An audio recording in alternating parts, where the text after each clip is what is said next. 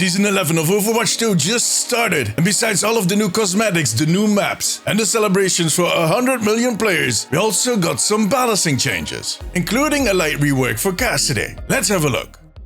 After the last two seasons have been rather impactful in their own way, the balancing at the start of Season 11 is mainly trying to help some of the heroes that are in need, while turning back some others that are devastating in every single game, on top of a small rework for Cassidy. Let's run over the changes. First, there's a general thing. The knockback time when two charging abilities collide was reduced from 2 to 1.7 seconds. So, two Reinhardts or Doom and a Brigitte that hit each other with one of their charging abilities are going to be stunned a little less long, which might not be a bad thing, let's be honest. At some point it got awkward. But we're starting with the tanks. First off, D.Va. The impact damage on her boosters was increased from 15 to 25. And the weapon spread on her fusion cannons was reduced from 3.75 to 3.375 degrees.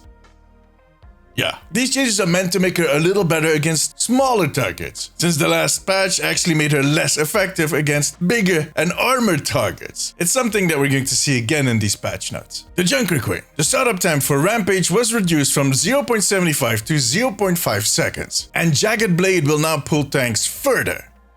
The Jagged Blade changes to counter the knockback changes that we got in the previous patch. But overall, I think the Junker Queen is doing pretty good right now, and these changes will only make her better, so bring it. Orisa. Y'all worried, right? Yeah. Javelin Spin. The cooldown was reduced from 9 to 8 seconds. Due to a lot of community pushback, Orisa was kinda nerfed in the ground. I think she's the least effective tank right now. And while this change is not going to change that, it will help her out a tiny bit, without pissing off a lot of people. Talking about pissing off people. Next up, Roadhog. The base health for Roadhog was reduced to 600, and the damage reduction on the Stake and Breeder was reduced from 50 to 40. Yeah, these changes are meant to counter the nuke tank passive. Good. Moving on to the DPS. But first and foremost, that Cassidy rework. Small rework, even if the list is pretty long. Flashbang. The magnetic grenade ability is now Flashbang. It hinders enemies instead of stunning them from 1.2 seconds. The movement speed reduction was increased from 30 to 50%. And Hinder now prevents crouching movement on top of doing 45 explosive damage, and it has a cooldown of 12 seconds. Deadeye, his ultimate. The movement speed penalty now scales down over time from 70 to 35. And the damage reduction now scales down over time from 40 to 0%. The damage reduction on combat roll was reduced from 75 to 50%. And the secondary fire, Fan the Hammer, sees its damage reduced from 50 to 45.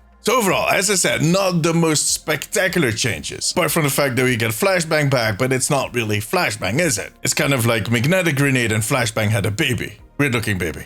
Now, the fact that we didn't get these really big changes was because they noticed that after Season 9, Cassidy was actually doing pretty good. And the Magnetic Grenade was the only thing that was still bugging players, so now we got a Magnetic Grenade Flashbang baby. Mei. The secondary fire base projectile size on her endothermic blaster was reduced from 0.15 to 0.12 meters, and the damage on that secondary fire was increased from 75 to 85. Yeah, that's the end of my Mei sniping days. Good thing there's still Torbjorn. Reaper. The weapon spread on the shotguns was reduced from 6.5 to 6 degrees, and the cast time on his Shadow Step was reduced from 1.5 to 1.2 seconds. Well, it's the same story like with D.Va. He lost his mojo against armored heroes, so now he's going to be targeting smaller heroes. Good luck. Sojourn. This is an interesting one. The secondary fire damage scaling reduced from 30 to 130 damage down to 1 to 100 damage. That secondary fire projectile no longer needs overclock to pierce enemy players, and the primary fire shots per second are increased from 14 to 16. On top of that, during her ultimate, the energy charge rate was increased from 100 to 120 per second. Like I said, interesting changes. Now, they explain that the goal is to kind of lower the burst damage on the secondary fire and to kind of even things out with her primary fire, to smooth out the feast or famine kind of playstyle, as they call it. But I need to try this before I give my final judgment. I need to really check this out. Symmetra. Symmetra's base health was increased from 100 to 125, so her total health is now up to 275. And the primary fire charge on her photon projector was increased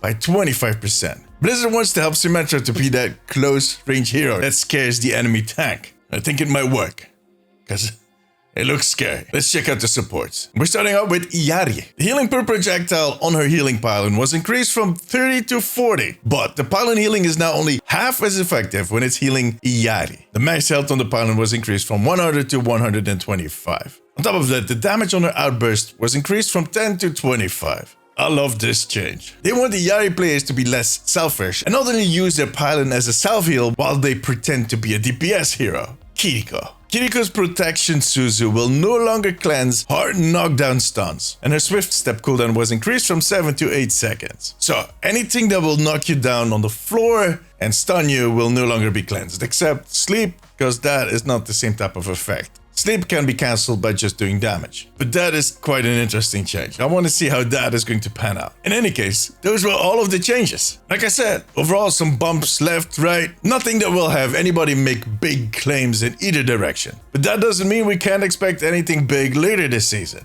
Like I've said before, Blizzard seems to be in an experimental mode, and you can't blame them. No matter what they do, they get yelled at. So if that is the case, why not try something really crazy at times? But what do you think about all these changes? Let me know in the comments. For now, however, that was it. If you liked this video, give me a thumbs up. It really helps me out. And a huge thank you to my patrons. I could not make these videos without you guys. You have my eternal gratitude. If you have a few minutes left, maybe check out this video.